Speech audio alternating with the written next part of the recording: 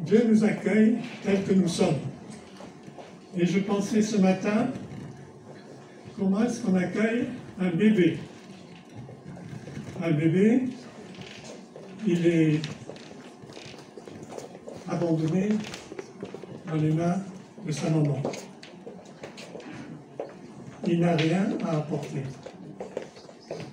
La maman l'écoute et lui donne à manger, lui donne de ça.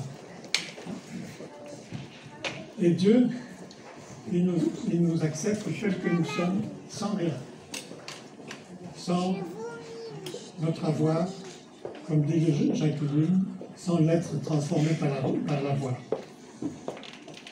Et l'avoir signifie beaucoup de choses. Les choses matérielles, les choses sociales, les aspects sociaux, etc. Ainsi, Dieu vous accueille les bras ouverts.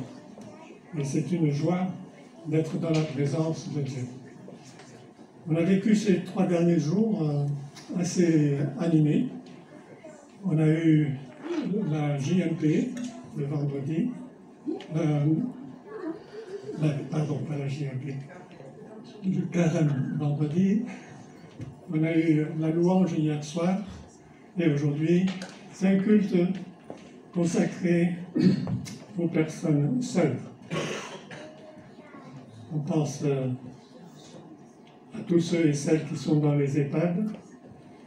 On pense aux ouvriers de l'aumônerie, à Nadia et son équipe, les auxiliaires d'aumônerie, qui se sont engagés à apporter un mot, comme la parole de Dieu nous le demande dans l'épître de Jacques, le premier chapitre, le verset 27. La vraie religion, c'est d'accueillir, de visiter les veuves et les orphelins. Mais nous sommes plus orphelins en tant que chrétiens. Et il y a beaucoup de personnes seules dans ce monde. Il y a une étude qui vient d'être faite il y a quelque temps sur les personnes seules dans ce monde. Et il y a beaucoup de personnes seules.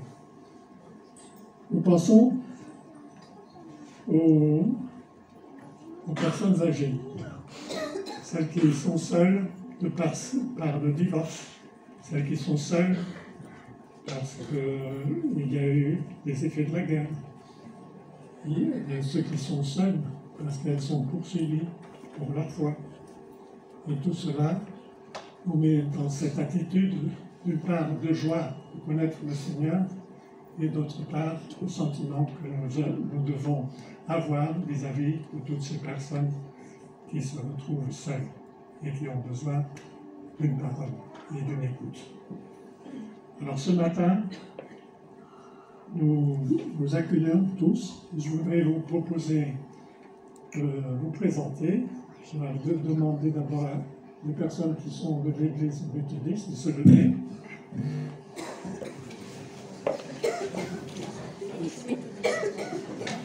Et les autres vont les remercier. Vous pouvez vous retourner vers eux pour les remercier de l'accueil qu'ils nous donnent. Quelles sont les personnes qui viennent de l'église arménienne? Bienvenue à chacun, bienvenue à chacune. Est-ce qu'il y a des personnes qui nous visitent pour la première fois? Non? Bon. Et l'église réformée. Quelles sont les personnes de l'église réformée? Bienvenue à vous aussi. Et l'église de la grâce, finalement. Et l'église Connect, peut-être.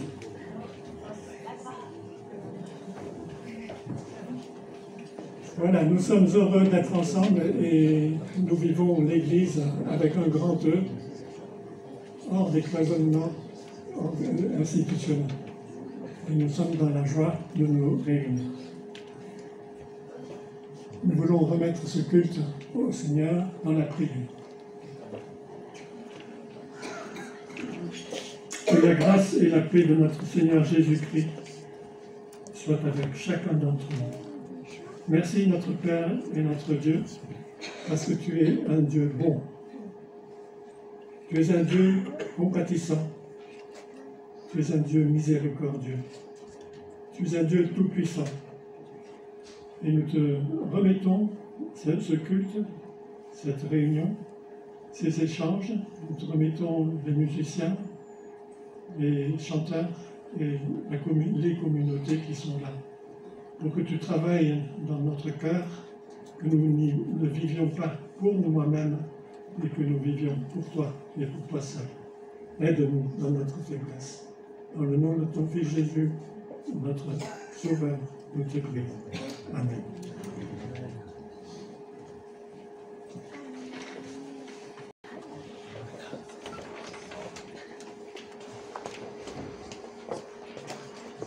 Nous vous invitons à chanter ensemble le bonheur que nous avons d'être rassemblés pour lui.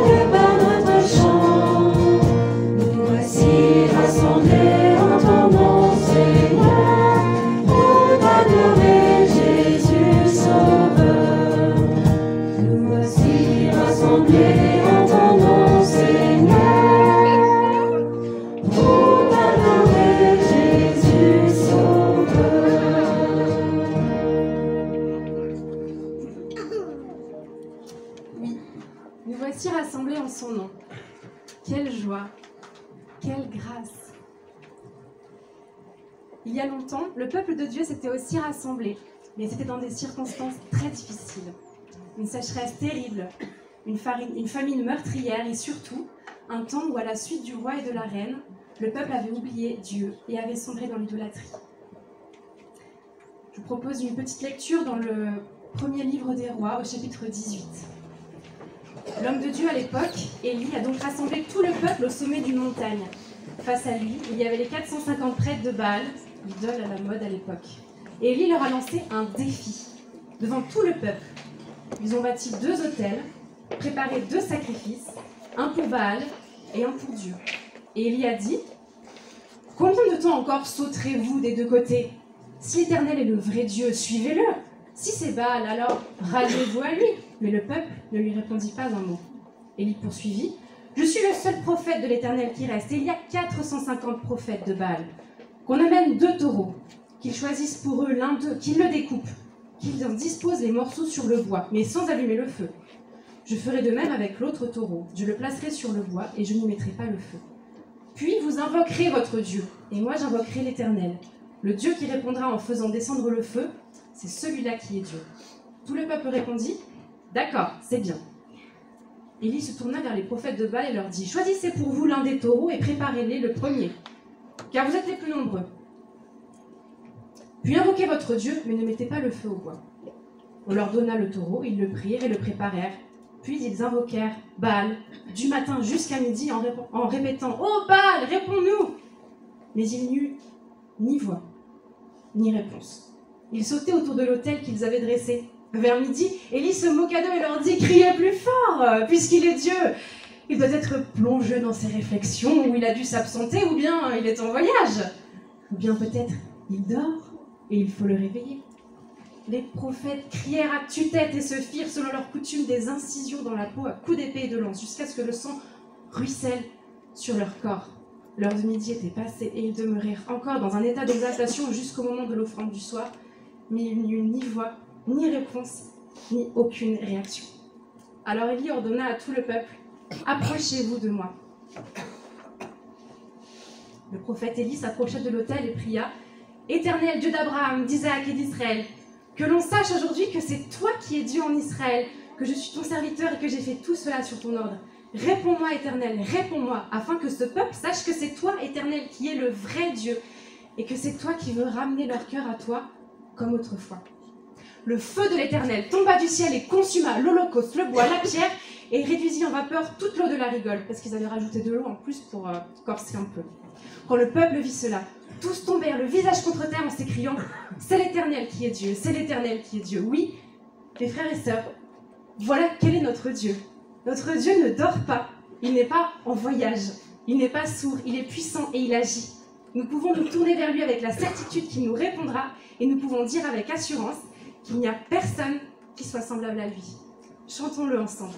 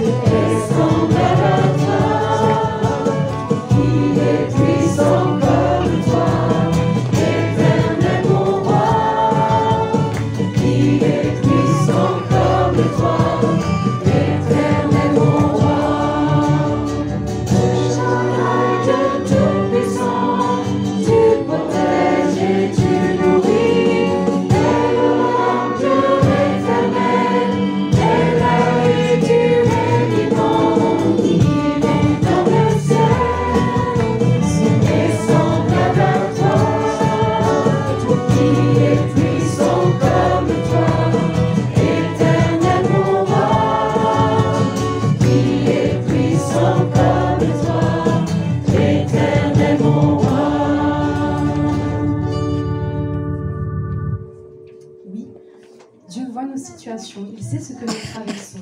Comme le dit la Bible, son regard parcourt le monde entier et tout ce qui se passe sous le ciel, il le voit. Son oreille entend nos prières, même les plus secrètes. Son cœur nous aime. Son bras est armé de force et sa main est puissante.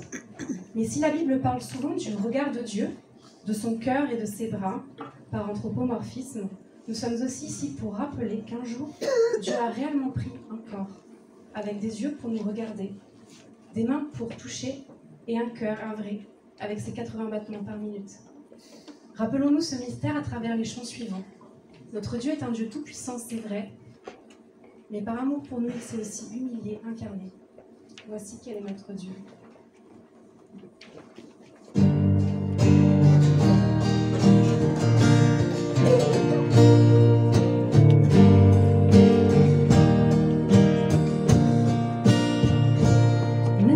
Signe-moi tu peux traverser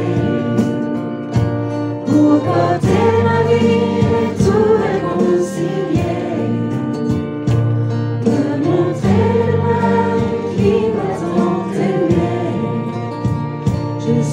que pour moi tu l'as fait. Même si tu devais quitter toute gloire, venir t'incarner, épouser notre histoire, au cœur de chaque homme déposer l'espoir. Je sais que pour moi tu l'as fait. Je sais que pour moi tu l'as fait. Car mon Dieu tient toujours ses promesses, le courant de tendresse. Voici quel est mon Dieu, car il fait toutes choses nouvelles. Sa grâce est éternelle, il a ouvert les cieux. Voici quel est mon Dieu.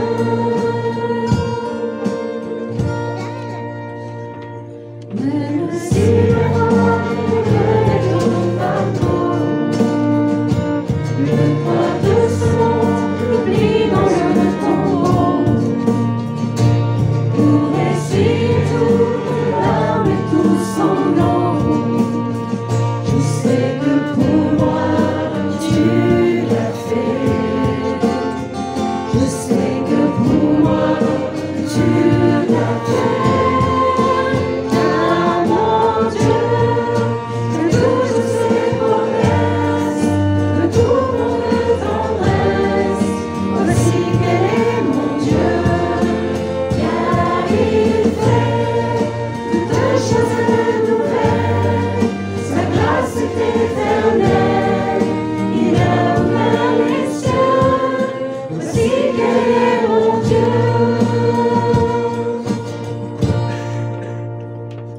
Même si ta vie devait être oubliée, en prenant la place du serviteur caché, pour que je revive en ta fidélité, je sais que pour moi tu l'as fait. Je sais que pour moi tu l'as fait. Car mon Dieu tient toujours ses promesses, le courant de tendresse. Voici quel est mon Dieu, car il fait toutes choses nouvelles. Sa grâce est éternelle, il a ouvert les cieux. Voici quel est mon Dieu. Voici quel est mon Dieu. Voici quel est mon Dieu. Voici quel est mon Dieu. Voici quel est mon Dieu.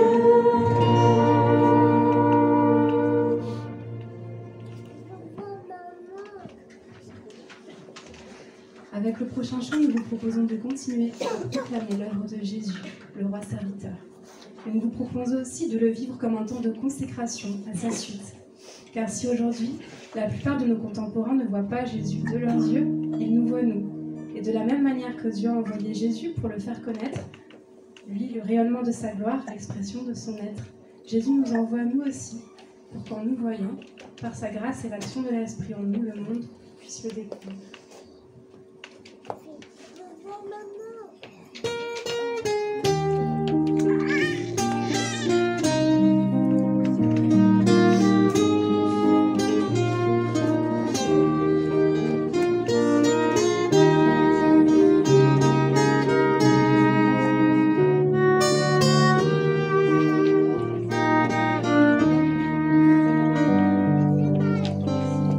Tu es venu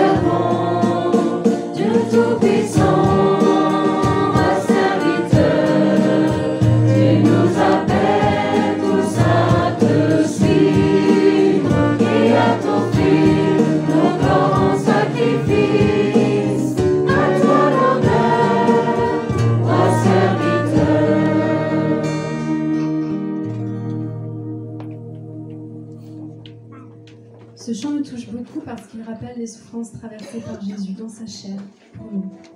Appelé à sa suite, encouragé à donner nos corps en sacrifice et encore vivant dans la réalité de ce monde déchu, vous le savez, comme nous aurons à faire face à des épreuves et à souffrir aussi.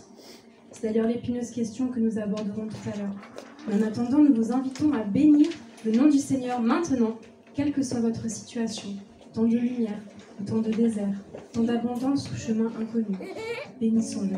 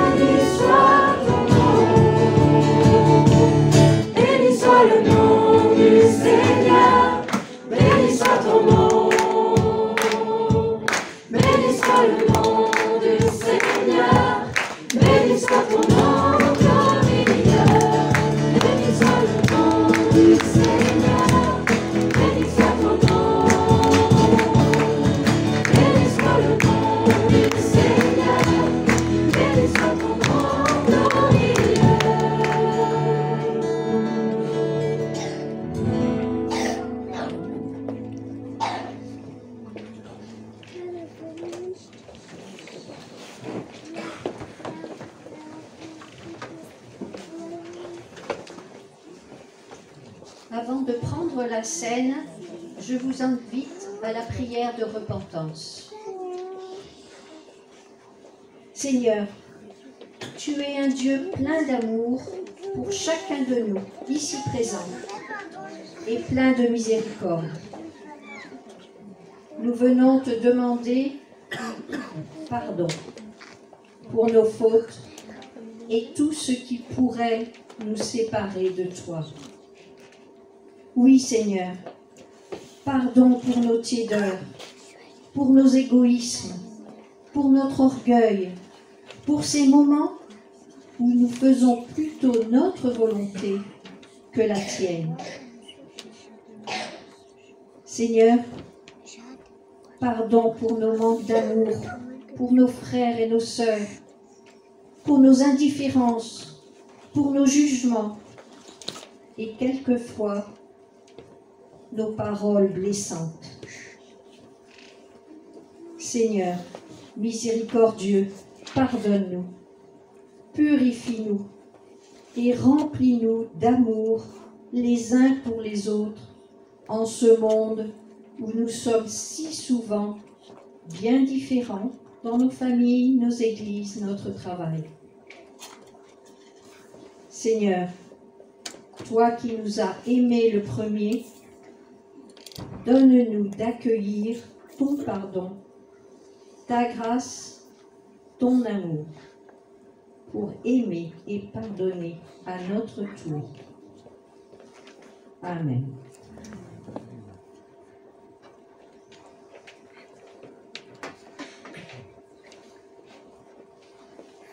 Que nous voulons prendre ensemble. Je lis simplement quelques extraits de ce récit. Nous sommes dans l'évangile de Luc, chapitre 22, à partir du verset 7. Le jour de la fête des pains sans levain, où l'on devait tuer l'agneau de la Pâque, arriva. Jésus envoya Pierre et Jean leur disant « Allez nous préparer le repas de la Pâque. » « Où veux-tu que nous le préparions » lui demandèrent-ils. « Eh bien, quand vous entrerez dans la ville, vous rencontrerez un homme portant une cruche d'eau. Suivez-le, jusqu'à la maison où il entrera. Et voici comment vous parlerez au maître de la maison. Le maître te fait dire où est la pièce où je prendrai le repas de la Pâque avec mes disciples. Alors il vous montrera à l'étage supérieur une grande pièce aménagée. C'est là que vous ferez les préparatifs. Ils partirent donc et trouvèrent tout comme Jésus leur avait dit, et ils préparèrent le repas de la Pâque. Quand ce fut l'heure, Jésus se mit à table avec les apôtres, et il leur dit « J'ai vivement désiré célébrer cette Pâque avec vous avant de souffrir. En effet, je vous le déclare, je ne la mangerai plus jusqu'au jour où tout ce qu'elle signifie sera accompli dans le royaume de Dieu. »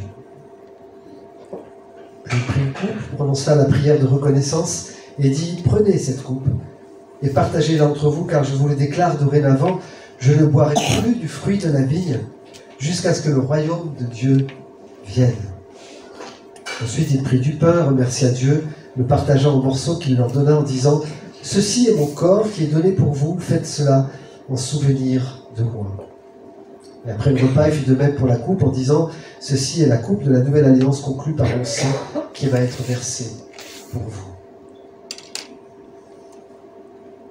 Voilà ce que Jésus a souhaité. Voilà ce qu'il a désiré. Il a même dit qu'il l'a vivement désiré.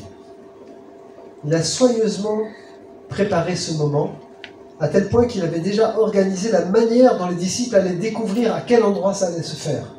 Il n'était pas question que Jésus puisse être inquiété, voire arrêté à ce moment-là. Ce n'était pas le moment. Donc il a donné un code à ses deux disciples en leur disant « Vous allez voir quelque chose et vous allez agir en fonction. » Ce quelque chose, c'était quoi? C'était un homme qui porte une cruche d'eau. Assez étonnant dans cette culture-là. Un homme ne porte pas une cruche d'eau. Ce sont les femmes qui font ça. Un homme qui porte une cruche d'eau, suivez-le. Et vous trouverez l'endroit que j'ai préparé pour vous, pour nous. Pour que nous ayons en toute tranquillité, en toute sécurité, le temps de partager ce moment ensemble. Ce moment que j'ai vivement désiré de vivre avec vous. Vous, mes meilleurs amis. Ce repas, nous le prenons 20 siècles plus tard, ensemble. Ce matin, c'est particulier puisque nous sommes à plusieurs églises à célébrer ce repas ensemble. Je rappelle que ce repas s'adresse à tous ceux qui ont fait la paix avec le Seigneur. Ce n'est pas n'importe quel repas, c'est un repas des amis de Jésus, ceux qui lui font confiance aussi pour leur salut. je vous propose un temps fraternel, un temps libre, pendant lequel nous pouvons nous exprimer. Si quelqu'un veut prier à haute voix, si quelqu'un veut entonner un chant peut-être, ou lire un texte, un verset qui lui parle pendant ce temps-là, eh bien, faisons-le dans la liberté que nous donne le Saint-Esprit. Je vais demander peut-être à Pascal, si tu veux bien nous aider pour distribuer, et puis peut-être...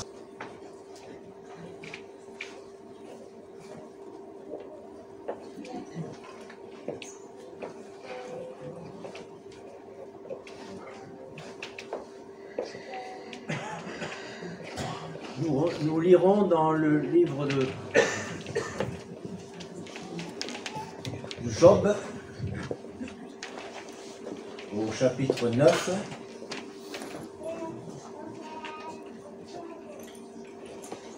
si Dieu passe près de moi, je ne peux pas le voir, et s'il s'en va plus loin, je ne m'en rends pas compte. Qui lui ferait lâcher ce qu'il a pris de force? Qui oserait lui demander « Que fais-tu donc ?» Quand Dieu est en colère, il ne renonce pas. À ses pieds sont courbés les monstres de la mer, Ra et ses complices. Dans ces conditions, moi, puis-je lui répliquer? Quel argument choisir pour le lui opposer? Même si j'ai raison, je ne peux rien répondre. Et je dois demander la grâce de mon juge. Même si je l'appelle, et même s'il répond, je ne peux être sûr qu'il voudra m'écouter. Il m'écrase pour un motif insignifiant. Il m'inflige pour rien, blessure sur blessure. Il ne me permet pas de reprendre mon souffle. Mais jusqu'à quand la nausée me gave d'amertume? Faut-il nous affronter? Il est trop fort pour moi. Faut-il aller en jugement? Mais voudra-t-il me convoquer au tribunal? Même si j'ai raison, ce que je pourrais dire me donnerait tort. Et je serai condamné malgré mon innocence. Suis-je innocent? Je ne me connais pas moi-même. Je suis dégoûté de la vie. Tout est pareil, c'est pourquoi je le dis, Dieu supprime aussi bien innocent que coupable. Quand une catastrophe arrive tout à coup, il tue les innocents, Dieu n'a que moquerie pour toute leur détresse. Quand un pays tombe au pouvoir d'un criminel, Dieu oblige les juges à fermer les yeux, car si ce n'est pas lui, qui donc? Et un peu plus loin, au verset 32 à 35, car Dieu n'est pas du tout au même rang que moi, comme un autre homme auquel je pourrais répliquer ou donner rendez-vous devant le tribunal. Au moins, s'il y avait un arbitre entre nous qui poserait la main sur chacun de nous deux, il laisserait alors le bâton qui me frappe et il ferait cesser la terreur qui m'accable. Je pourrais lui parler sans avoir peur de lui. Et dans le livre du prophète Habacuc,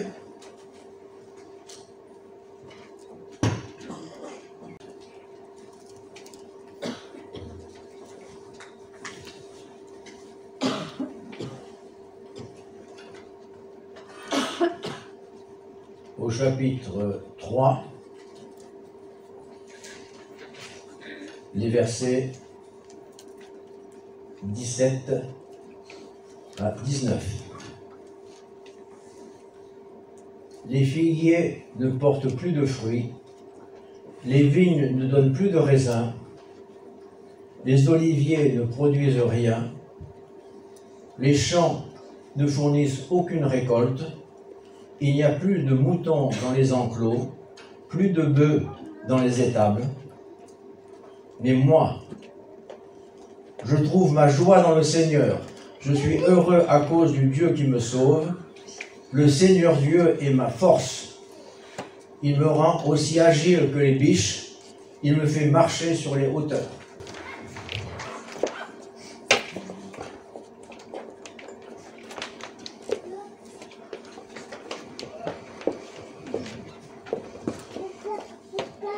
Voilà, donc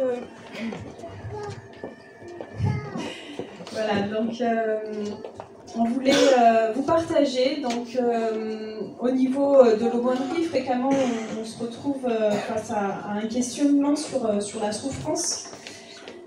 Et du coup, on se demandait un peu comment on voulait faire un partage à 3 voix. Et du coup, on s'est décidé plutôt pour faire un dialogue. Un dialogue plus une voix off. Alors, ça ne représente pas vraiment ce qu'on fait dans nos visites d'aumônerie parce qu'on est plutôt là pour écouter les gens et pas pour leur apporter un enseignement. Du coup, c'est comme on est au culte et qu'on est durant le temps d'enseignement, c'est un peu modifié. Donc, je suis la visiteuse et Bernard est la personne visitée. Bonjour monsieur, je suis de l'aumônerie. Est-ce que vous aimeriez une visite? Le bon Dieu. Le bon Dieu. Vous savez, moi j'y crois plus au bon Dieu. Ah bon? Ben, vous voyez bien, toutes ces guerres, ces enfants qui n'ont rien fait et qui se font massacrer, les cyclones, les volcans, les tremblements de terre, 50 000 morts comme ça dans une nuit. Non.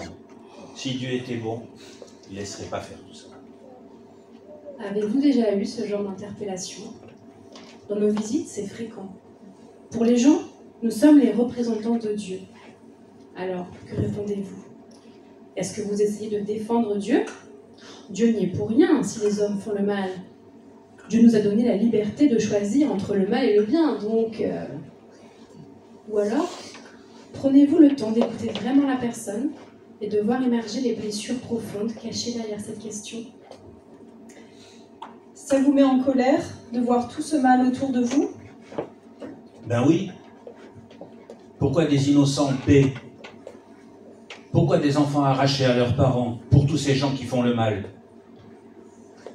Vous trouvez ça profondément injuste? Mais comment rester insensible devant tant d'injustice, tant de détresse?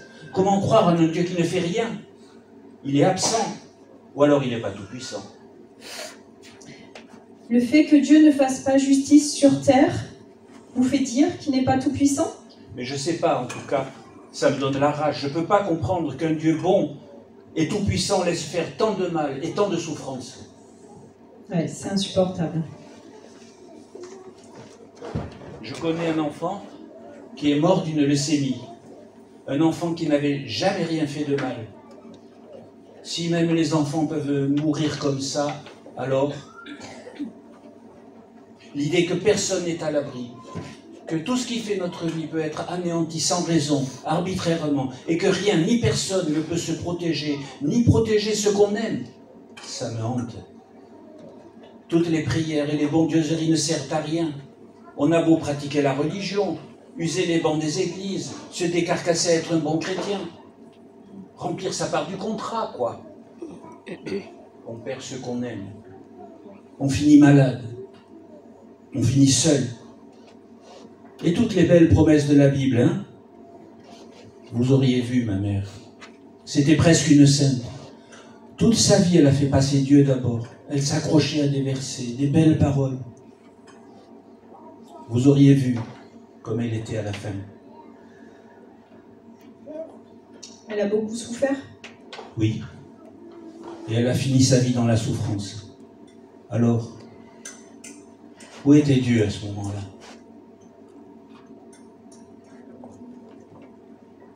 Pensez-vous que Dieu est insensible à tout ça? Dieu est loin d'être insensible à la souffrance. Dieu console, il soulage, il guérit, il restaure. Dieu lui-même nous porte dans toutes nos souffrances. Et Dieu lui-même souffre. La souffrance est inexpliquée mais partagée. car du fait qu'il a souffert lui-même quand il fut tenté, il peut secourir ceux qui sont tentés, nous dit Hébreux 2, verset 18. La Bible n'élude pas la question de la souffrance. Elle est impressionnante par son réalisme. Elle accepte les débats, les cris. On y voit la beauté, la perfection, mais aussi le côté dramatique, absurde de cette vie.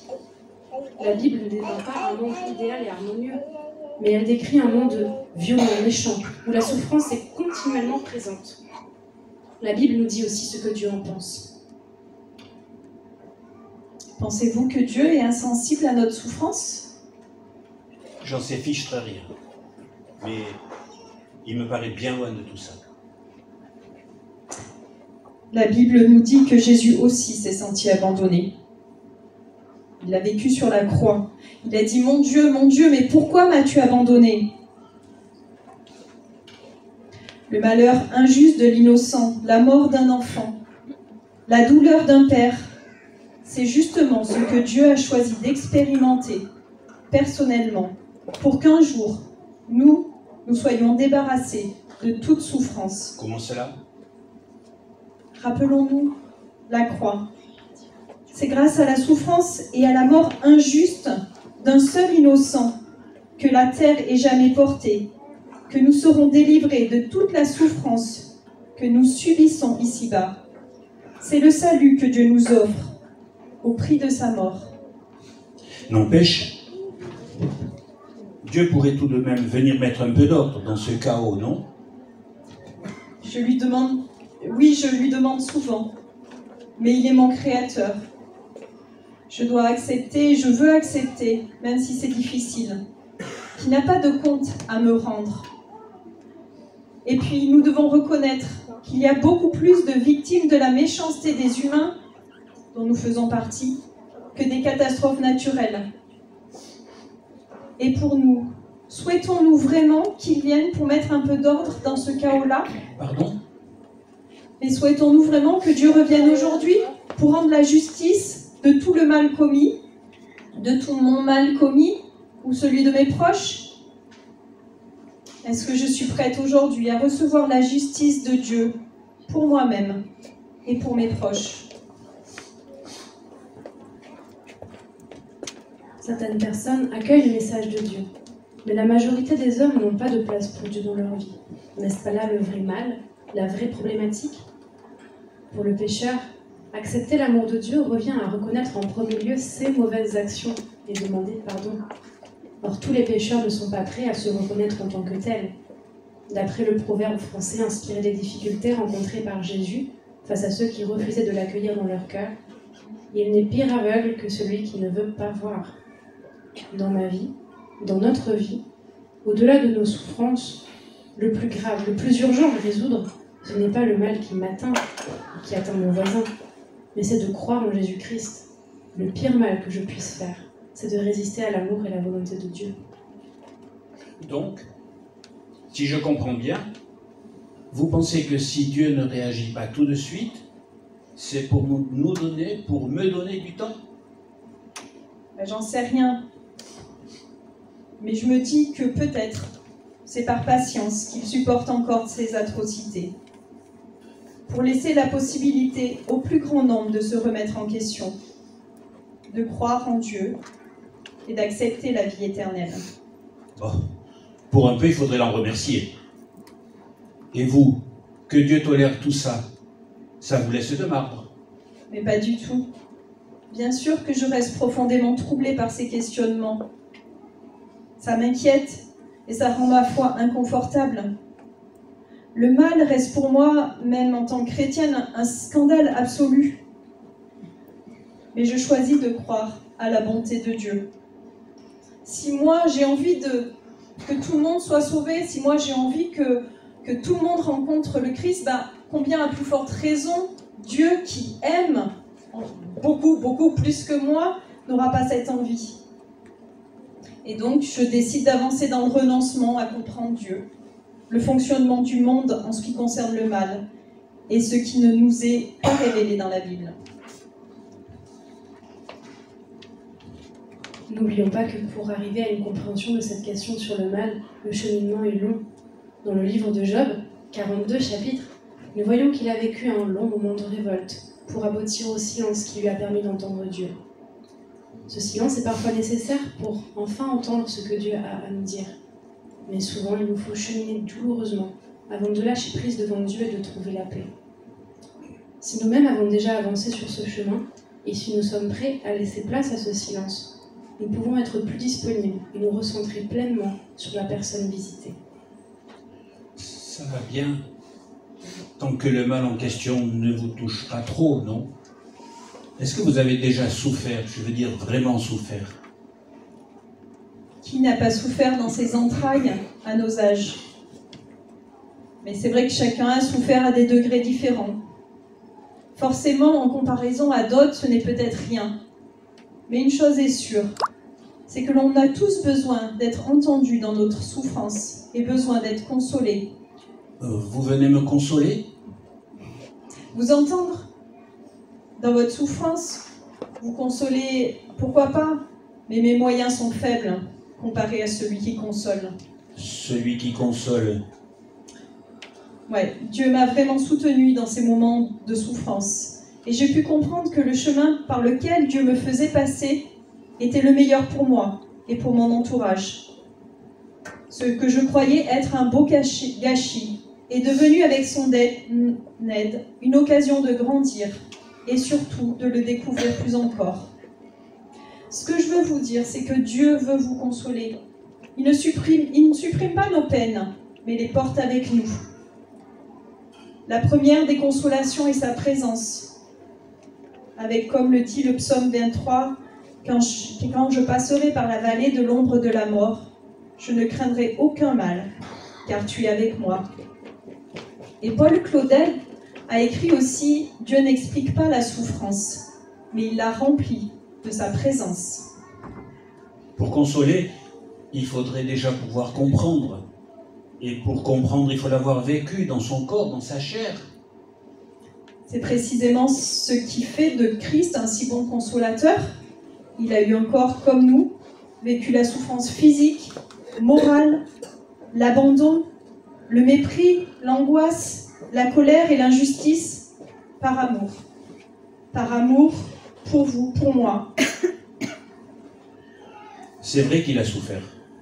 D'ailleurs, quand je croise un crucifix et que je le vois agonisant, j'ai moi-même de la peine pour lui.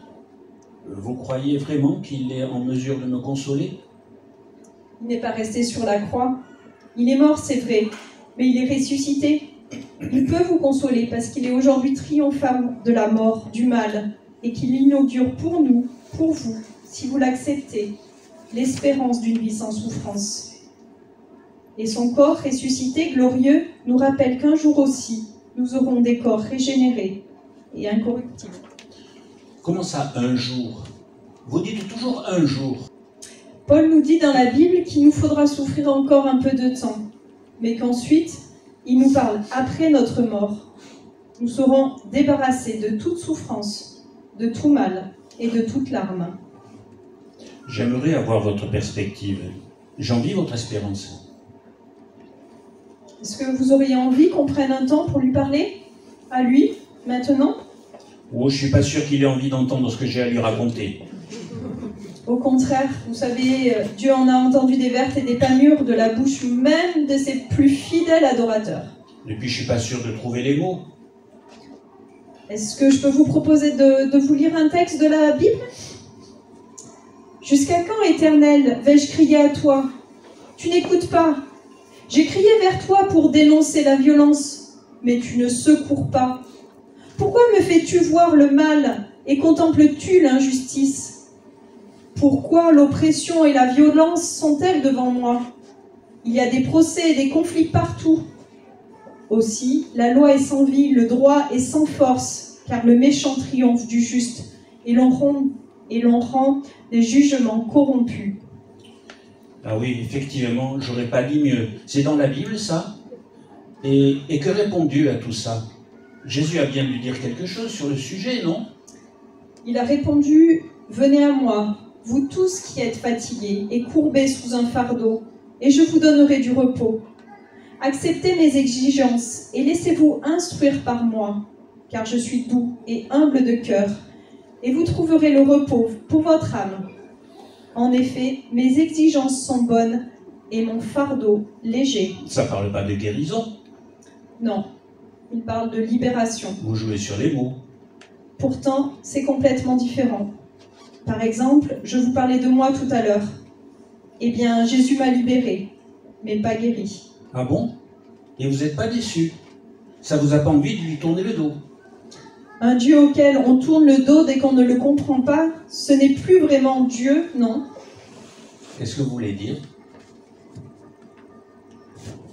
Que je veux rechercher et aimer Dieu pour qui il est, et pas seulement parce que ce qu'il a fait m'arrange. Je voudrais l'aimer de manière désintéressée, et surtout pas parce que j'espère de lui ce que je veux en retour. Ce serait comme manipuler Dieu? Mais personne n'aime de manière désintéressée. On y trouve toujours son compte quelque part. Personne sauf Dieu. Je pense à ce passage des évangiles où Jésus regarde un homme qui s'apprête à lui tourner le dos. L'ayant regardé, il l'aima.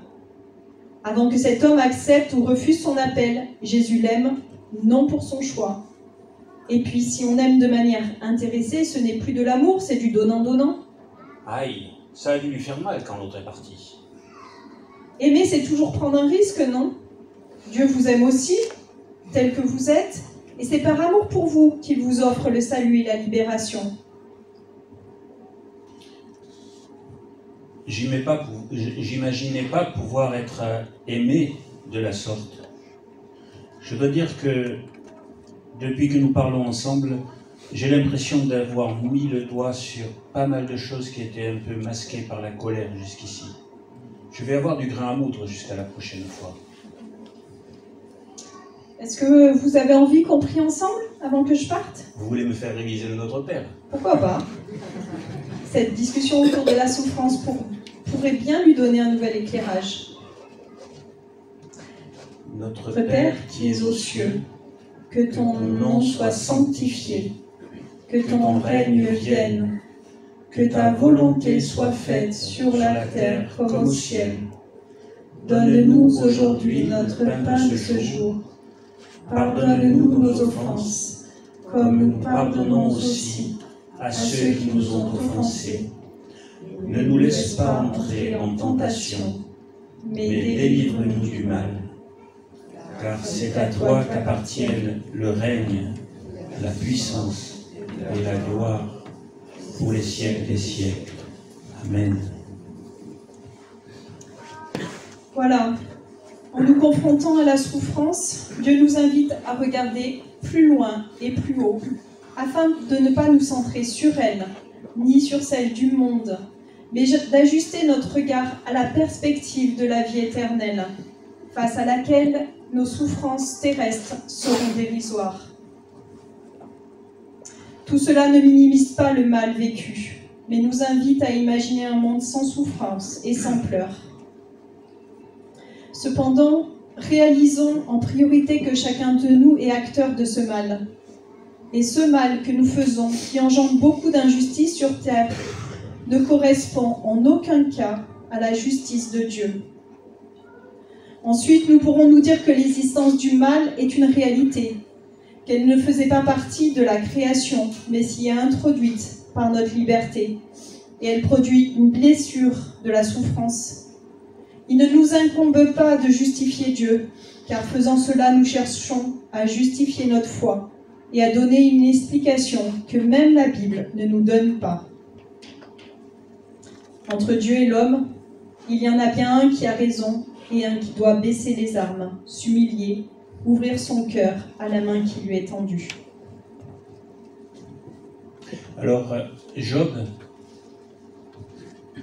nous a parlé de la souffrance qu'il subissait personnellement. On a lu des textes dans le prophète Habakkuk qui sait plus où il est en regardant le mal qui l'entoure, le mal qui est commis partout. Et devant le mal, l'injustice, l'opposition, mais le croyant il doit exprimer à Dieu son indignation, son incompréhension, sa colère.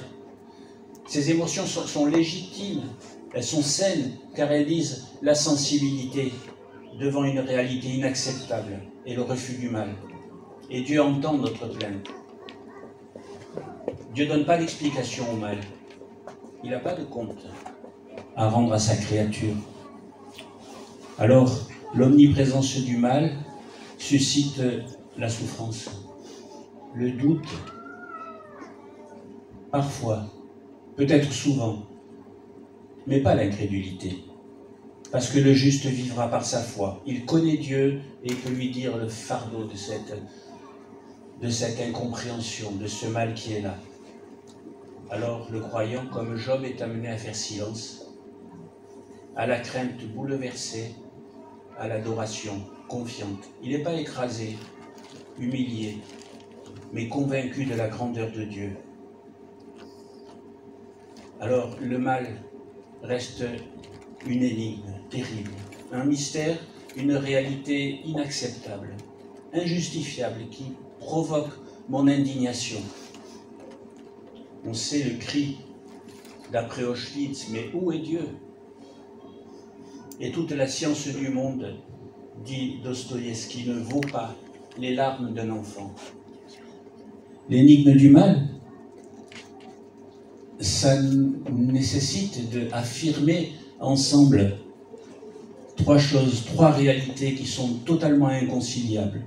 Comment concilier le fait que Dieu est souverain et tout-puissant avec le fait qu'il est absolument bon et avec le fait que le mal est partout? Pourtant, il y a des chemins pour une réponse. Le premier chemin, c'est d'accueillir mes limites, d'accueillir ce paradoxe de la condition humaine. Nous sommes des créatures et nous ne sommes pas au-dessus de Dieu. Nous vivons sans explication au mal. Cette énigme, ce chemin de la condition humaine me conduit à accepter ce qui est contradictoire, la souveraineté de Dieu et pourtant la liberté de l'homme. Accepter le mystère, c'est chercher pas une solution, mais une issue à travers l'expérience vécue. Encore, les chemins de la réponse, c'est un chemin de libération, c'est croire que la croix de Jésus-Christ est la réponse de Dieu au sujet du mal. Mon Dieu, pourquoi m'as-tu abandonné? S'est écrié Jésus sur la croix. Et le chemin de l'homme vers cette libération, c'est la foi. Parce que le juste vivra par sa foi, et ce chemin le conduit à agir, à lutter contre le mal. La foi en Christ nous engage contre le mal en nous a commencé, qui est à régler, et puis le mal autour de nous, en s'engageant pour ceux qui souffrent. Et enfin, 3 mots pour nous aider. Savoir que pour accomplir ma souffrance, pour m'accompagner dans la souffrance, j'ai besoin de savoir, d'être convaincu que Dieu n'a pas voulu cela. En Matthieu 10, il y a écrit « Les petits oiseaux, ils tombent, mais pas un ne tombe sans votre Père, sans que votre Père soit là. » La deuxième chose, c'est que la souffrance n'est pas une punition. N'empruntons pas la posture des amis de Job qui voulaient à tout prix lui prouver que s'il souffrait tant, c'est qu'il avait péché contre Dieu. Et puis, dernière chose, apprendre à passer du pourquoi en un seul mot qui nous tourne vers le passé, sur nous-mêmes, sans espoir, au pourquoi en 2 mots qui ouvre un chemin de sortie, un chemin de reconnaissance, un chemin de vie. Alors que Dieu nous aide, lorsque nous traversons la souffrance sans explication, à croire en lui, à nous tourner vers lui avec confiance et reconnaissance. Avant de poursuivre avec le déroulement de notre culte, nous vous proposons de dire ensemble que oui, nous croyons. Nous croyons en Dieu, le Père, créateur de l'univers. Nous croyons que Jésus est le roi des rois, même si la souveraineté de Dieu semble, comme l'a dit Bernard et Nadia, inconciliable avec la réalité du mal. Nous voulons affirmer que nous croyons en lui.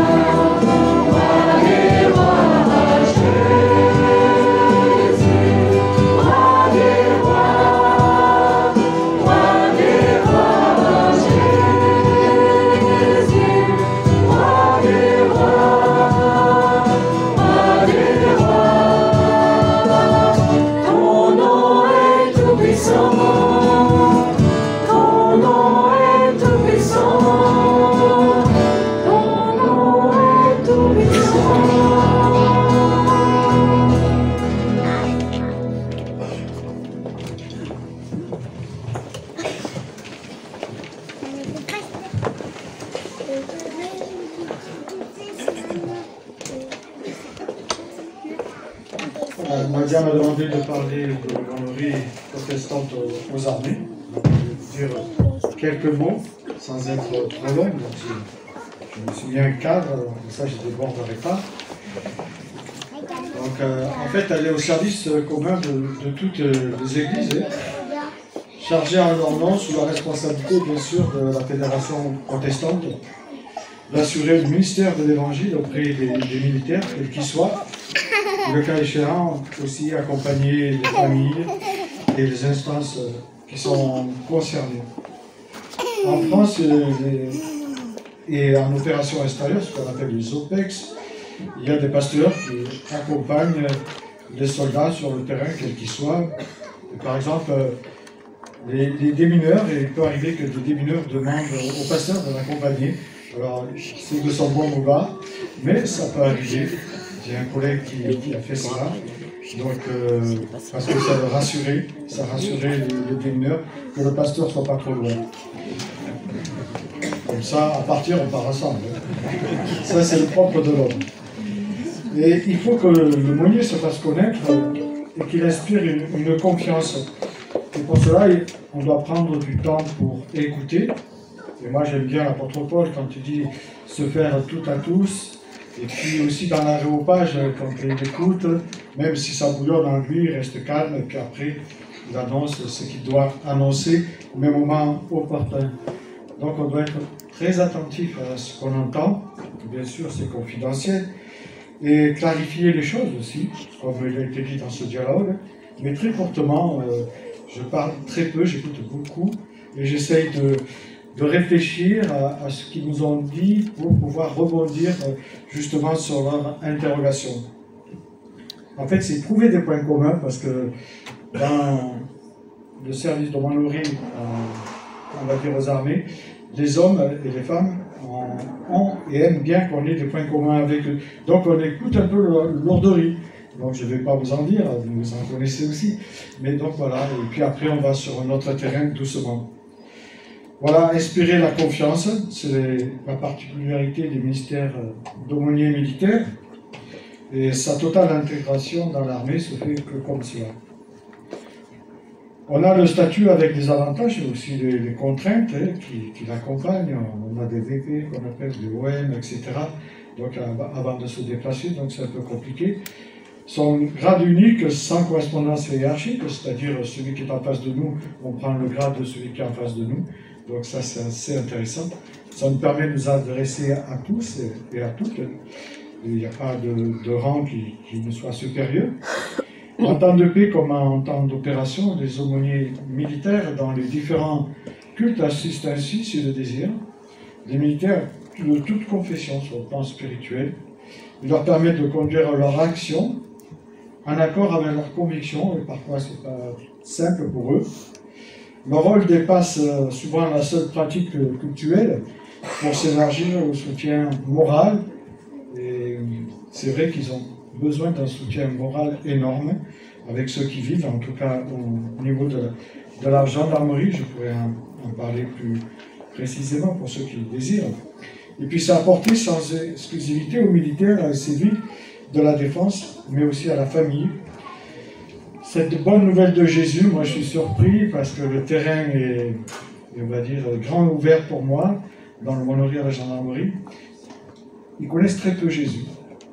Donc ils sont dans l'interrogation, et ces interrogations amènent des questions, et les questions amènent des réponses, puisque c'est eux qui posent des questions, moi je ne fais que répondre à leurs interrogations, et je trouve ça très intéressant. Les aumôniers sont également des conseillers du commandement, donc souvent le commandement peut nous demander qu'est-ce qu'on pense par rapport à telle situation ou telle action qu'ils vont mener, ou envers leur supérieur même. Ils lui permettent de prendre en compte dans son action les usages religieux des militaires qui sont placés sous ses ordres. Il leur enseigne aussi sur l'état moral, c'est important qu'ils aient un retour sur l'état moral, et participent ainsi à la cohésion, à l'unité qu'on peut retrouver dans l'armée. Ils aident les militaires justement à mettre des mots sur leurs mots, et ça c'est important, parce qu'il y a beaucoup de mots. À ce jour, l'aumônerie protestante aux armées compte 70 aumôniers, dont 34 travaillent à plein temps, puis il y a les aumôniers des citoyens, et puis il y a les aumôniers opérationnels. À l'instar des militaires, en opération extérieure, les gendarmes bénéficient d'un service d'aumônerie, mais qui est très peu représenté, en tout cas dans notre pays en France. L'actualité montre que régulièrement, les gendarmes, même si vous n'aimez pas les gendarmes, mais moi j'ai appris à les aimer avec tout ce qu'ils supportent, sont confrontés par leur fonction à la manifestation physique de toute forme, et la défiance lancée à l'autorité. Aujourd'hui, dans notre société, l'autorité, on n'aime pas trop, c'est comme ça. Et donc, pour eux, c'est de plus en plus compliqué face à la population avec laquelle on leur donne moins de temps, où il y a de plus en plus de rapports à remplir, où ils voient souvent des auditions et qu'après les hommes ou les femmes relâchés. Donc pour eux, c'est vraiment frustrant. Et souvent, ils ne sont pas soutenus par l'hiérarchie. Et là aussi, c'est compliqué. Donc là, c'est le moment de pouvoir les écouter et pouvoir aussi leur donner notre avis. Dans mon cas, je suis en réserve citoyenne, en renfort l'aumônier en charge de la gendarmerie de la Drôme. Donc j'interviens essentiellement sur les brigades et les compagnies de la gendarmerie, que ce soit Pierre-Latte, Cré, Loriol, sur Drôme, Montélimar, Saint-Paul, Trois-Châteaux, Donzère, Monzin, Marsanne, et puis je crois que j'ai oublié, mais c'est pas grave. Donc on m'a donné en charge aussi des visites des retraités, donc les retraités dans l'armée, ça commence à 52 ans. Donc c'est intéressant, parce qu'on ne voit pas que les personnes d'un certain âge, j'aime bien les personnes de certain âge, mais c'est bien d'avoir une panel, c'est Ça nous permet de nous adapter aussi, notre langage. Le défi est toujours d'ordre relationnel. Mais que ce soit dans la gendarmerie ou en dehors de la gendarmerie, je crois que le défi est toujours d'ordre relationnel. Quand on lit l'écriture, on voit qu'il y a toujours un ordre relationnel qui est là quand on va annoncer l'évangile. Donc avec les gendarmes, je veux dire qu'il y a un lien particulier qui s'est créé avec toutes ces gendarmeries, les compagnies. Et donc je rends grâce au Seigneur, et parce que maintenant je fais partie du paysage de la gendarmerie. Donc d'où la tenue qu'on met pour être bien intégré dans le milieu de gendarmerie ou autre corps de l'armée. À ce jour, une cinquantaine, même un peu plus de gendarmes ont pris des évangiles. Donc c'est assez surprenant. Je ne force pas la main, je pose l'évangile sur la table au cours des discussions. Et je pose la question, est-ce que vous avez déjà lu l'évangile? Alors, à 99%, ils disent non. Donc je leur dis, vous savez, vous pouvez le prendre, vous êtes libre. Et souvent ils le prennent et c'est assez intéressant. D'autres demandent des réunions. Et ça aussi, je trouve que vraiment le Seigneur est grand parce qu'il ouvre des portes et nous permet d'annoncer l'évangile là où on pensait qu'on ne pourrait jamais l'annoncer. Parce qu'au départ, moi je suis allé en reculant avec la gendarmerie, puisque j'étais dans le monderie militaire plutôt de la base 118. Voilà, l'aumônier, il est là pour symboliser un espace de la parole. Il est celui à qui l'on peut dire tous les sujets. Et je peux vous dire que les gendarmes entendent des choses dramatiques. Il est celui avec lequel on n'a pas besoin de prendre rendez-vous, on peut l'appeler à n'importe quelle heure. Et ça, pour eux, c'est important.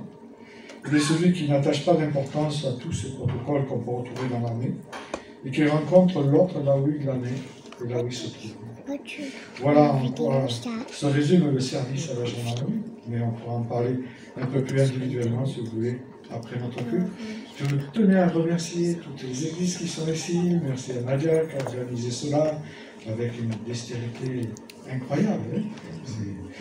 Voilà, on peut l'applaudir. Hein.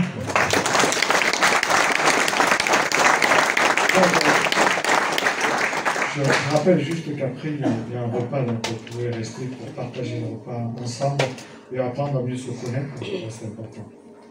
Après, Nadia, je ne sais pas ce qu'il y a. Bonjour, je m'appelle Hervé et voilà, je vais juste témoigner de ce que j'ai eu. Ça fait quelques semaines là, que j'accompagne Nadia qui fait les visites là, à l'hôpital. Et donc c'est juste pour un peu exprimer ce que j'ai vécu avec elle. Donc là c'était dans le cadre d'une visite à l'hôpital. Donc c'est court séjour. Souvent à l'aumônerie c'est une visite. La personne on la voit une fois mais jamais, rarement deux fois, peut-être trois mais c'est pas grave. Et donc là ici, donc c'était une des premières fois que je tournais avec Nadia et donc j'étais un peu voilà comment ça se passe. Et on rentre dans une chambre, il y avait un monsieur assez corpulent. Avec des cheveux, voilà, bien ébouriffés, une grosse barbe et tout. C'était gros nounours, quoi. Et en plus, il était assis sur son lit et avec un gros couteau comme ça, il était en train de couper un morceau de saucisson. Alors là, je me suis dit, voilà, comment ça va se passer? Alors, du coup, on s'approche, vous voulez prendre un moment? Ben oui. Donc, moi, je m'assieds sur un siège, alors je suis spectateur, hein. Et Nadia n'a plus de place, donc elle s'assied à côté de Chrononours. Alors, on lui a un morceau de saucisson, alors oui, bien sûr, il est 3h de l'après-midi, je suis en train de mâchouiller mon saucisson, et je regarde Chrononours, et puis il y a Nadia à côté, assise, et là je me suis dit, non, mais c'est boucle d'or, quoi. C'est la maison des ours. Alors, et donc là je me dis, mais comment ça va se passer? Et donc on bavarde un petit peu, voilà, et donc il venait du fin fond de la Drôme, là, on parle des loups, on dit, voilà, il y a des loups là-bas, oui, il sait qu'il y a des loups. Bon, lui, il se promène beaucoup, mais il n'en a jamais vu, mais il sait qu'il y en a beaucoup. Et puis, bon, voilà, ça discute. Et bon, alors, il faut imaginer le personnage, hein, c'est un peu un taiseux quand même. Et bon, alors, il se dit, mais il est à l'aise quand même. Et puis, il dit, mais vous êtes de l'aumônerie. 2 fois, il pose la question, et il dit comme ça, oui, c'est bien, mais moi, je suis pas contre, hein, mais voilà. Moi, les églises, moi, je suis tailleur de pierre, donc je connais un peu, mais quand je rentre dans des églises, là, moi, ça me fait peur, hein, parce qu'elles ne sont pas bien solides. Hein. Alors, dans ma tête, je me disais, il n'a pas tout à fait tort. Il y a beaucoup d'églises, elles sont un peu en vrille. Mais ça, il ne faut pas lui dire. Et puis une deuxième fois, il dit, oui, vous êtes de l'aumônerie, mais je ne suis pas contre, hein, mais vous savez, c'est quand même c'est difficile hein, de comprendre. Hein. Moi, ma femme, elle est morte, mes enfants étaient petits, alors c'est difficile. Hein. Alors là, moi je me dis bingo, là on y est là. Et en fait, il n'en a pas beaucoup plus parlé, mais on sent voilà, qu'il a fait, ouais, c'était une vraie réflexion qu'il avait, et il ouvrait clairement son cœur. Bon, alors l'entretien a duré un quart d'heure, là j'ai 2 minutes, Nadia Senel m'a dit elle arrache le micro, donc je faut que j'aille très vite, mais globalement on est allé pas beaucoup plus loin. Alors donc c'est un témoignage qui, voilà, il y a pas, le ciel s'est pas ouvert, les anges n'ont pas crié et chanté sur une conversion, mais voilà, il y a quand même voilà, quelque chose où quelqu'un qui a ouvert son cœur. Alors, on va partir. Nadia, elle dit quand même à Gononos, bon, vous appelez comment? Et alors, le monsieur, il dit, bah, je m'appelle Daniel. Bon, et là, je suis en train de me lever. Et Daniel, il dit un truc improbable. Il dit, ouais, c'est les corbeaux qui me donnent à manger. Alors, moi, je regarde Nadia, et je regarde, et puis, pardon? Il dit oui, bah, on m'a toujours dit ça, Daniel, c'est les corbeaux qui donnent à manger. Alors là, ah non, je dis, ah non, si c'est une histoire de la Bible, c'est pas Daniel, c'est Élie. Ouais, il y a quelqu'un dans la Bible, voilà, Élie, à un moment donné, il est dans le désert, et il fait, voilà, c'est la sécheresse et tout, et ben Dieu, il envoie des corbeaux pour le nourrir. Ça existe. Mais en revanche, Daniel est aussi, il est aussi dans la Bible. Alors lui, Daniel, c'est pas pareil. Lui, il avait interdiction de prier. Il a quand même prié, donc on l'a jeté dans une fosse lion. Et pendant toute la nuit, les lions n'ont pas mangé. Alors je dis, c'est peut-être pour ça que quand vous vous promenez dans les bois, les loups, ils vous mangent pas. Alors imaginez-vous le truc, j'étais devant lui comme ça, là, et il me regardait, les yeux écarquillés, complètement interloqués. Alors, je ne sais pas ce que ça a donné derrière. Peut-être que j'ai la faiblesse de croire qu'il a associé peut-être sa vie, l'histoire de sa vie, avec quelque chose qui se passait aussi dans la Bible, peut-être. En tout cas, moi, quand je suis sorti de là, je me suis dit, ah ouais, cette histoire d'Élie, quand même, ça m'interpelle. Donc c'est vrai, hein, c'est dans 1 Roi, au chapitre 17, Dieu dit à Élie qui s'enfuit dans le désert, il dit, tu boiras de l'eau du torrent, et c'est au corbeau que j'ai ordonné de te nourrir. Ah, je me suis dit, bah voilà, l'équipe de l'aumônerie, en fait, ce sont des corbeaux. Sauf, bien sûr, Nadia, parce que Nadia, c'est pas pareil, c'est la chef, et en plus, c'est boucle d'or. Mais Bernard, tu es un corbeau. Alors, non, en fait, confusément, ce qui m'a interpellé, il y avait ce passage, Élie, avec les corbeaux, mais c'est un autre passage de la vie d'Élie qui m'a vraiment interpellé, et c'est curieux, c'est... Alors, là, je vais vous citer 1 Roi, chapitre 17, ce que je vais vous dire maintenant, c'est 1 Roi, chapitre 19, et tout à l'heure, tu nous as lu un autre épisode de la vie d'Élie qui est au chapitre 18, juste avant. Élie, il permet la manifestation de la puissance de Dieu. Ben, juste après, Élie, il a un gros coup de dépression. Là, le roi et la reine, du coup, ils veulent se venger de ce qu'il a fait et ils veulent le tuer. Donc, ils s'enfuient. Donc ça, c'est au chapitre 19. Alors, je vais vous lire ce passage-là.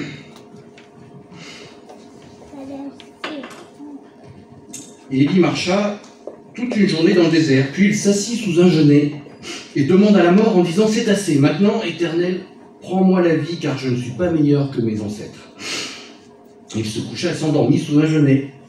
Et voici qu'un ange le toucha et lui dit « Lève-toi et mange. » Élie regarda, il vit à son chevet un gâteau cuit sur des pierres chauffées ainsi qu'une cruche d'eau. Il mangea et but, puis se recoucha.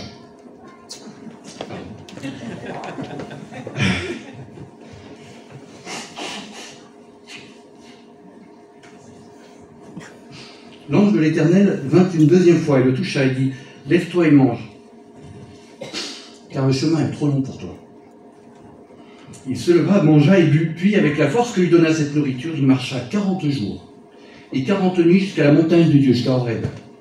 Là, il entra dans la grotte et y passa la nuit. Or, la parole de l'Éternel lui fut adressée. « Que fis-tu ici, Élie ?» Cet après-midi, là, Daniel, là, quand il nous a sorti ce truc qui venait de nulle part, là, en fait, il m'a beaucoup parlé. Il m'a dit qu'il y avait des gens qui étaient couchés sous un genêt ou sous un lit d'hôpital et qui et qui disent on en a assez de cette vie. C'est trop dur. Ça fait trop mal. Et puis Daniel, cet après-midi-là, il a dit aussi qu'il y avait quelqu'un qui s'approchait, quelqu'un qui venait de nulle part. Alors, c'était un visiteur ou une aumônière? Dans ce cas, c'était un corbeau. Non, en fait, c'est un ange. Un ange de Dieu. Bernard, c'est un ange de Dieu. Et cet ange de Dieu, il s'approche et il lui touche l'épaule. En fait, même, il lui caresse l'épaule. Et il lui présente quelques paroles, quelques mots. Il lui présente surtout une écoute active, attentive. Il présente aussi peut-être une prière. Comme on présente un gâteau et une cruche d'eau. En disant, prends ça. Prends des forces parce que le chemin est trop long pour toi. Parce que Daniel, il m'a dit aussi que, à ce moment-là, que voilà, tous ces gens, ils restent une journée, 2 journées. Et puis après, ils quittent leur genêt, ils quittent leur lit d'hôpital et ils continuent le chemin. Et 40 jours, 40 nuits dans la Bible, ça veut dire que c'est un cycle complet. Ces gens-là, il faut qu'ils aillent jusqu'au bout de leur tristesse, de leur colère, il faut qu'ils aillent au bout de leur peur, il faut qu'ils aillent au bout de leur solitude, de leur souffrance. Et là, là ils sont dans la montagne. Et dans la montagne, c'est là qu'on rencontre Dieu et qu'on entend cette question. Cette question même que Adam, il a entendu lorsqu'il voulait se cacher au jardin d'Éden. Parce que Dieu lui disait, mais où es-tu? Cette question qu'on retrouve et qui transparaît dans toutes les pages de la Bible, d'un Dieu d'amour, d'un Dieu bienveillant, d'un Dieu attentif à la misère de chacun des hommes qu'il aime. Cette question, c'est « Que fais-tu ici, Daniel ?» Nous voulons maintenant prendre le temps de l'intercession. On a entendu qu'entre Dieu et nous, il y en a bien un qui doit avoir raison. Et en tant que chrétien, on est enfant d'un Père qui nous aime et qui n'aime pas que nous, qui aime tout ce qu'il a créé.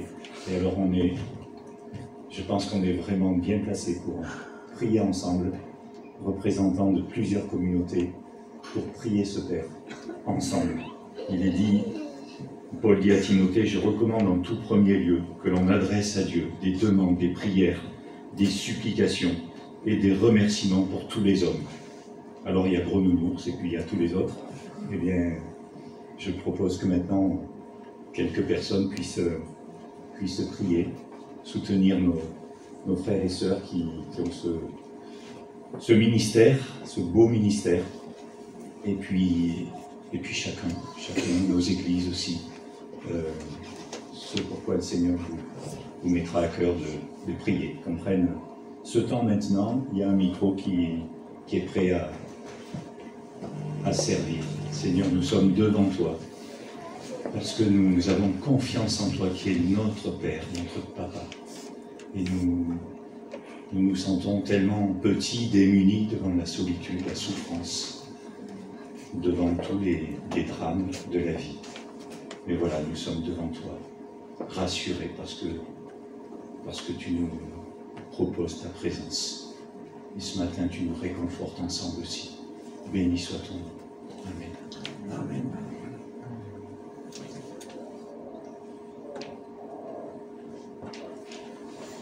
Merci Seigneur. Seigneur, nous nous remettons à toi et je te confie Marie, je te confie Hélène, je te confie Liliane, je te confie Bernard, je te confie Hervé, je te confie Claude et Myriam. Je te confie aussi Pascal dans son travail d'aumônier militaire. Et je te confie aussi tous les visiteurs catholiques. Amen. Amen. Voilà, on veut remercier aussi le Seigneur parce qu'il a permis que depuis septembre, je crois, Nadia puisse avoir un temps partiel rémunéré par l'hôpital. Et ça, c'est quelque chose qui est un sujet de prière depuis longtemps. Et voilà, on continue de prier aussi pour le soutien qu'on peut apporter, nous, à ce service. On va avoir maintenant l'offrande, les paniers qui vont circuler parmi nous, et c'est un beau service partagé qui nous est confié, d'encourager par la prière, mais aussi par le soutien concret nos frères et sœurs pour ce service. Ça comprend les déplacements, ça comprend la formation. Voilà, je vous invite à donner comme le Seigneur vous l'a mis au cœur. Au niveau de tous les EHPAD, il y aura des scouts qui seront dans chaque EHPAD et des personnes de nos communautés. Voilà. Et donc une occasion de rencontrer des personnes âgées, de fleurir les jardins. C'est vrai qu'on voit, je ne sais pas si vous avez vu les jardins des EHPAD, c'est pas top. Donc nous on essaye de fleurir nos propres jardins. Donc c'est une journée qu'on peut aussi donner pour venir, s'il y a des personnes qui ont envie d'aller jardiner, apporter des fleurs, voilà. Gamme Vert nous a donné des choses, les fleuristes ont donné des choses, mais plus il y a de fleurs et mieux c'est. Et chaque résident, du coup, va recevoir une fleur. Mais il nous manque 350 pots pour mettre les fleurs. On a les fleurs, les petits godets, mais il nous manque les pots pour les mettre dedans. Donc, si vous avez une idée, voilà. Ou si vous voulez faire un don, ou, voilà. Ça sera les bienvenus. Ensuite, voilà, notre présence. Les personnes sont en EHPAD, les personnes sont à l'hôpital, ne peuvent plus venir dans nos communautés. Et je crois que c'est une réflexion que nous devons avoir en Église. Comment aller vers eux? C'est pas l'aumônerie d'un côté qui se débrouille et puis l'Église, voilà. L'Église est appelée à faire Église avec les personnes qui sont isolées et comment en Église on peut aller jusqu'à eux. Et on essaye d'organiser des temps de culte, des temps de messe, des temps de rencontres fraternelles dans chaque EHPAD. Donc si vous avez envie de donner une fois par mois un moment pour vivre ces temps fraternels avec les gens qui sont en EHPAD, et bien vous êtes les bienvenus. Voilà. Si les responsables de chaque église veulent venir pour le temps de bénédiction, un responsable par église, ça serait chouette, comme ça vous nous bénissez tous et on est contents.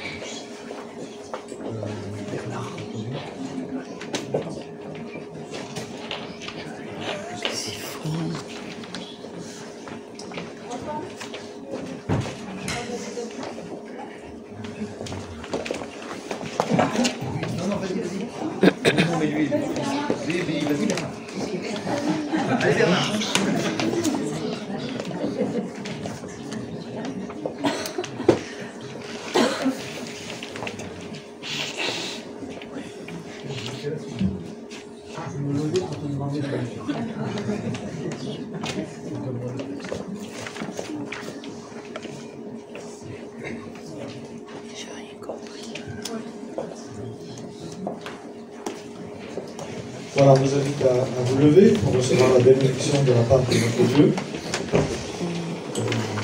On va bien ensemble.